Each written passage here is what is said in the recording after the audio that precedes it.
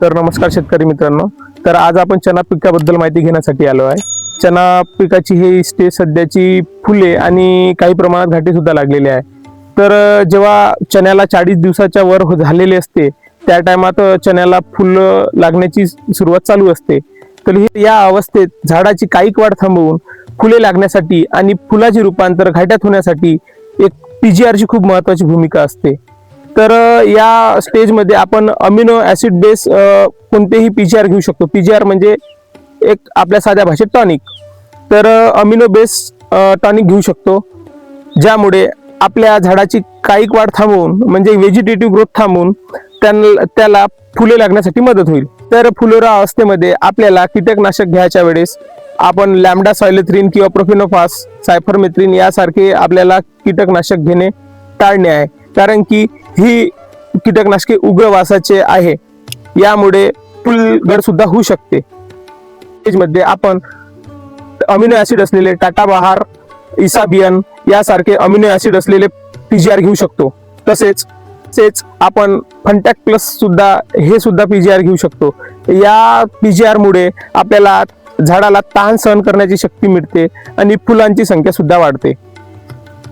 तसेच या स्टेजमध्ये आपण गोदरेज डबल या सुद्धा पीजीआरची फवारणी घेऊ शकतो. गोदरेज डबल मुळे आपल्या झाडाची पेशी विभाजनास चालना मिळते आणि दाण्याचा आकार सुद्धा वाढतो. या स्टेजमध्ये आपल्याला उग्रवासाचे कीटकनाशक घेणे टाळणे आहे, कारण की या उग्रवासामुळे आपल्या फुलधारणेसाठी घातक असू शकते, म्हणजे यात फुलगड होऊ शकते. त्यामुळे या स्टेजमध्ये आपण इमॅमॅक्टिन बेंझॉइड आणि क्लोरोएंट्रेनिलिपॉल म्हणजे कोराझन यासारखे कीटकनाशक घेऊ शकतो. तर इमॅमॅक्टिन बेंझॉइड हे 15 लिटर पाण्यासाठी 8 ग्रॅम आणि क्लोरोएंट्रेनिलिपॉल म्हणजे कोराजेन हे 15 लिटर पाण्यासाठी 6 ml या प्रकारची आपण फवारणी घेऊ शकतो.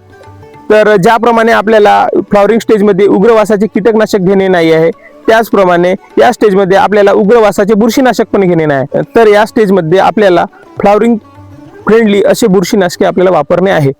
तर मी तुम्हाला काही बुरशीनाशकाची नावे सांगतो जे फ्लॉवरिंग फ्रेंडली म्हणजे फुलोरा अवस्थेत खूप सुरक्षित आहे.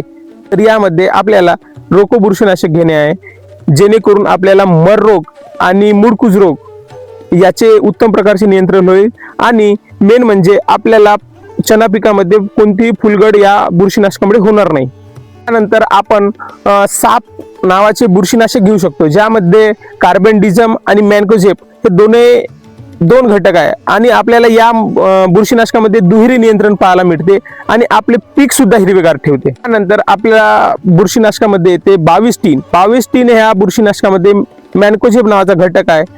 हा घटक सुद्धा फुलगड करत नाही आणि अत्यंत स्वस्त आणि चांगल्या प्रकारचे नियंत्रण करण्यासाठी एक बुरशीनाशक आपल्याला बाजारात उपलब्ध आहे. यानंतर येते कवच बुरशीनाशक, ज्याच्यात क्लोरोथॅलोनिल हा नावाचा घटक आहे आणि ज्यावेळेस ढगाळ वातावरण होते आणि आपल्या पानावर ठिपके पडते त्यावेळेस या बुरशीनाशकाची फवारणी घेणे हे खूप महत्त्वाचे असते आणि याचे नियंत्रण खूप चांगल्या प्रकारचे असते. या स्टेजमध्ये आपल्याला विद्राव्य खताची सुद्धा फवारणी घेणे आहे. तर यामध्ये 05234 हे विद्राव्य खत उत्तम प्रकारचे रिझल्ट देते. तर यामुळे आपल्याला फुलधारणा सुद्धा वाढते आणि आपल्या फांद्याची शाखा सुद्धा मजबूत होते, म्हणजे आपल्या ज्या फांद्या आहे त्या सुद्धा मजबूत होते. त्यामुळे आपल्याला 05234 या विद्राव्य खताची फवारणी घेणे आहे. तर फ्लॉवरिंग स्टेजमध्ये आपल्याला बोरान सुद्धा घेणे आहे, कारण की बोरानने आपल्या परागीकरणाची क्रिया चांगली होते आणि यामुळे फुलगड पण होत नाही. त्यामुळे आपल्याला 15 लिटरच्या पंपाला 15 ते 20 ग्रॅम बोरान घेणे आवश्यक आहे. आपल्याला एकदम जास्त तापमानाच्या वेळेत आपल्याला फवारणी घेणे नाही, कारण की आपण जर खूप तापमानाच्या वेळेस आपण फवारणी घेतली तर याची रिझल्ट पीजीआरची रिझल्ट खूप चांगले येत नाही आणि आपल्याला एकतर सकाळी नाहीतर संध्याकाळच्या टायमाला आपल्याला फवारणी घेणे आहे. धन्यवाद. तर अशाच नवनवीन माहितीसाठी आपले चॅनल कृषी माहिती व तंत्रज्ञान सबस्क्राईब करा आणि बेल आयकॉन पण प्रेस करा, जेणेकरून तुम्हाला नवीन व्हिडिओची नोटिफिकेशन येईल. धन्यवाद.